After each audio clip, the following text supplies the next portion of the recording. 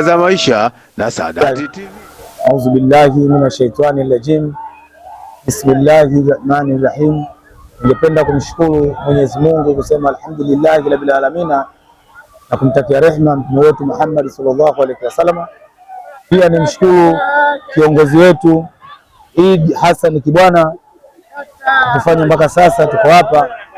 Pia tunashukuru Saadati TV pamoja na uongozi wote, mkurugenzi na viongozi wengine wa Al-Markaz Swalihina Islamic Foundation iliyopo Kibo Tegeta cha Simba, kwa kutupa sisi viongozi kuja na watoto kufurahia, watoto yatima kuja nao, na tunamshukuru pia aliyetuita huku.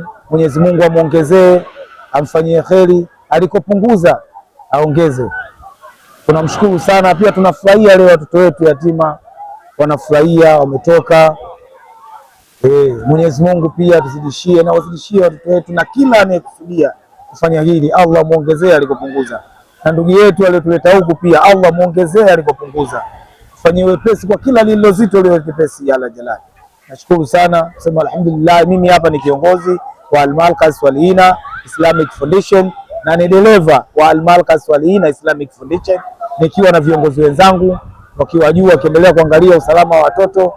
Kwa hiyo tunamshukuru Mwenyezi Mungu kusema alhamdulillah, tumeanza salama na hili jambo, na kama mnavyoona tunavyoendelea salama na watoto salama na viongozi wenyewe wapo, basi tunamshukuru Mwenyezi Mungu. Asante sana, tuseme alhamdulillah rabbil alamin kwa jambo hili. Allah afanyie wepesi kila walofanya hili liwe jepesi, pamoja na kameramani wangu na viongozi wangu pamoja na mkurugenzi wetu na Mrs. mkurugenzi na viongozi wote wa Al-Markaz Swalihina Islamic Foundation na waliotupokea pia katika eneo hili la Islamic Beach iliyopogeza Kigamboni. Tunashukuru sana kusema alhamdulillah rabbil alamin. Allah ashukuriwe.